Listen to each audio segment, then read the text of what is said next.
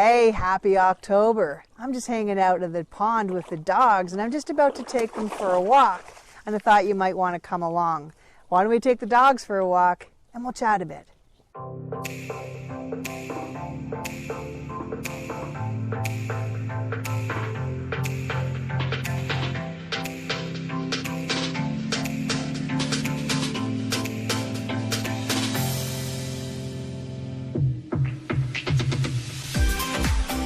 So this is my property. We just moved in recently, so I've got a lot of landscaping and a lot of things to do, but the dogs sure like it a whole lot. I've got this bottom pond here.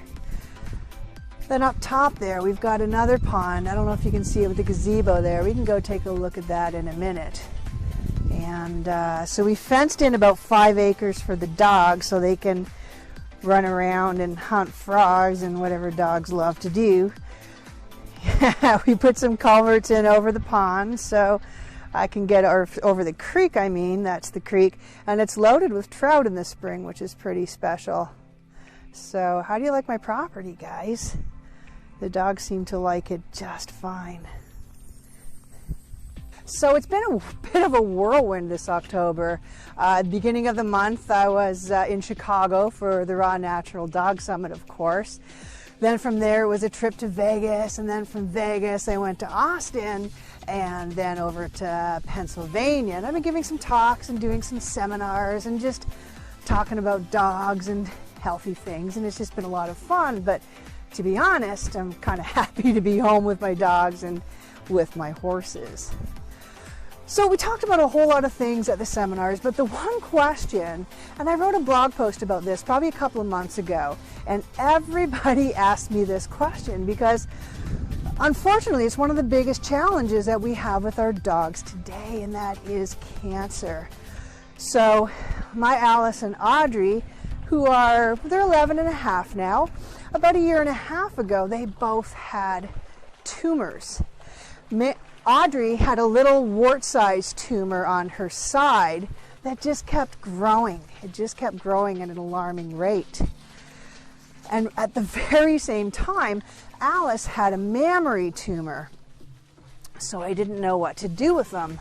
What I ended up doing was I found a vet, and I worked with Julianne Lee on this. We found a veterinarian who would remove these tumors and also inject the homeopathic remedy carcinosin into those wounds where the tumors were to help keep the tumors from growing back. So that was a big part of it. But everybody wanted to know, how did I follow up with their care? How are my dogs still cancer-free after those 2 scares? And so I want to share my really, really simple and easy approach with you. And the first one is just what you can see, fresh air and exercise. When it comes to cancer, I can't tell you how important exercise and the right kind of exercise is for your dog. Let's go over this way. It's a better view. But I want to talk about diet and supplements. First, I've already fed my dogs a raw diet for 25 years, so I didn't change that much there. The only thing I did was I added a really high quality fish oil to their diet. Now, for those of you who know me and know that I don't love fish oil, you might be surprised by that. But fish oil is good to use therapeutically. And I would say that if your dog has cancer, it's probably a good time for therapy. So for about 60 days, I loaded them up with a really high quality fish oil.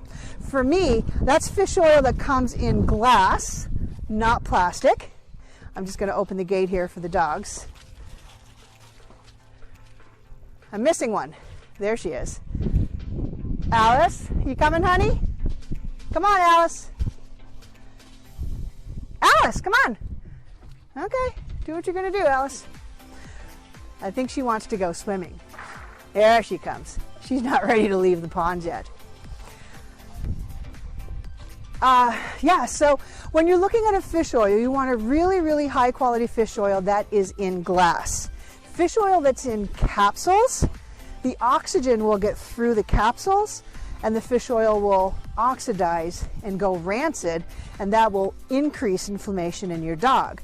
Of course, cancer is an inflammatory disorder. It's the result of chronic inflammation. So you're looking to reduce inflammation in your dog. So look for a high quality fish oil that's in glass, not in plastic. And if you have your capsules inside of glass, that's okay. But you will want to avoid the fish oil that's just in plastic. And for me, I use the Nutri-C brand, but there's other great brands out there. Now the second thing I did was give my dog CBD oil, a high quality CBD oil. And I'll tell you, that's a lot harder to find than you would think. I'm just going to get the dogs out through the gate here. Give me a second to undo this gate. One of them got skunked last night. Whew. They don't smell so good because they're wet now. There they go. CBD oil. So, for a dog with cancer, I would do 500 milligrams to the small and medium guys and 1,000 milligrams a day for the larger dogs. And that's what I did for Alice and Audrey. Make sure it's a full spectrum hemp oil or CBD oil. You don't want to see an isolate because it doesn't work as well. If you look at the COA, ooh, almost fell in some mud there. If you look at the COA, or the certificate of analysis, I've got another gate here. Hang on.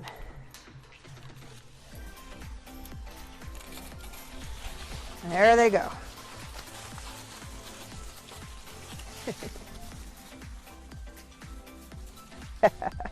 So, if you look at the certificate of analysis, what you want to see is more than one cannabinoid. There's more than one type of CBD, and you'll want to see at least 3 or 4 on there. The other thing you'll want to look for is a little bit of THC.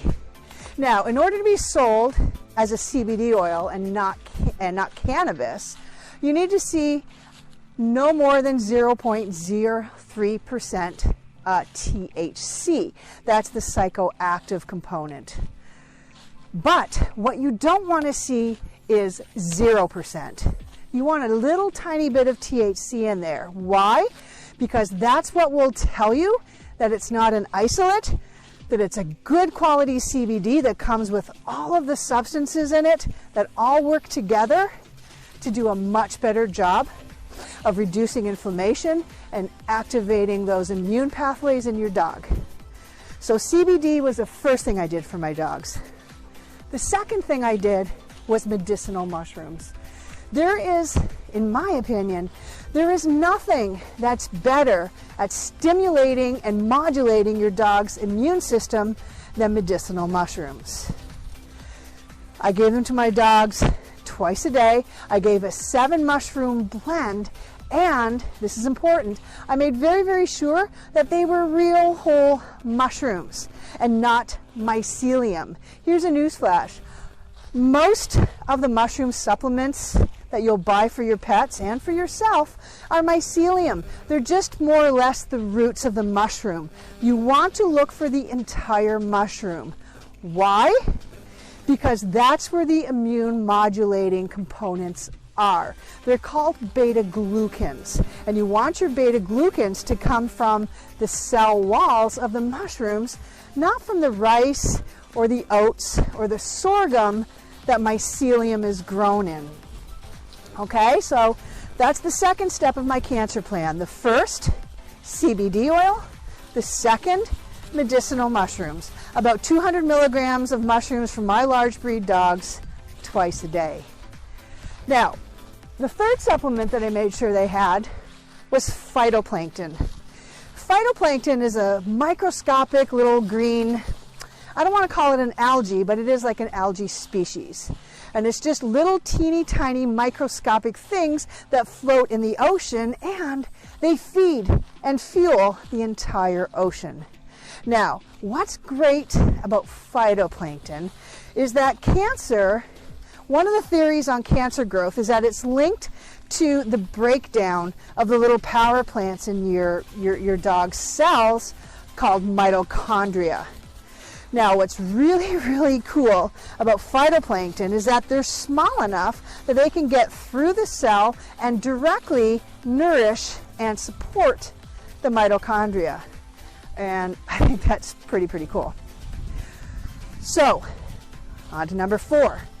And really, this is a simple list. Number 4 is berries. My goodness. I cannot say enough good things about feeding your dogs berries and fruits in general.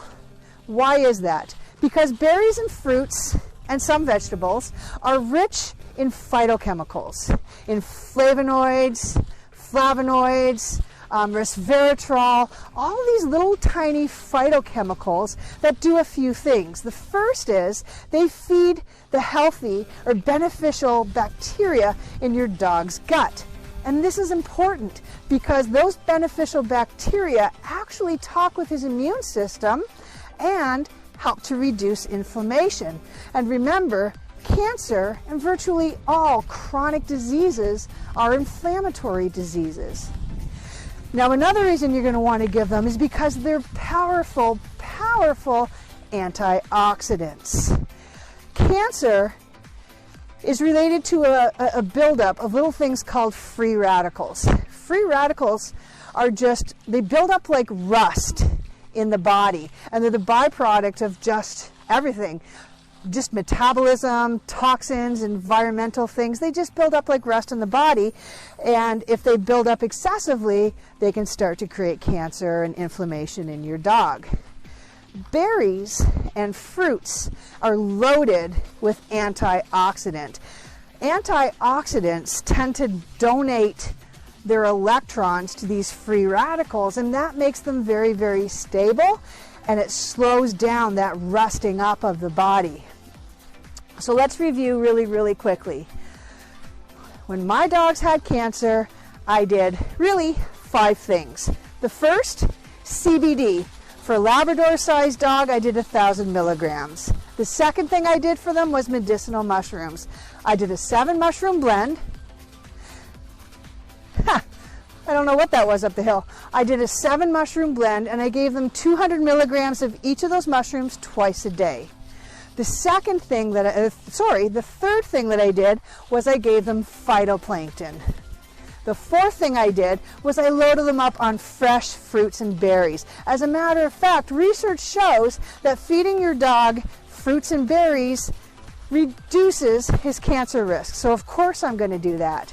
And number 5 is what I'm doing right now. Fresh air, exercise, and just a little bit of less stress throughout the day for all 7 of us. So anyway, guys, that's my cancer plan, short and sweet. In the comments below, I'll send you to the blog post that talks about this a little bit more if you want more information. And in the meantime, hopefully it's a nice day tomorrow and we'll go for another dog walk. I'll talk to you later.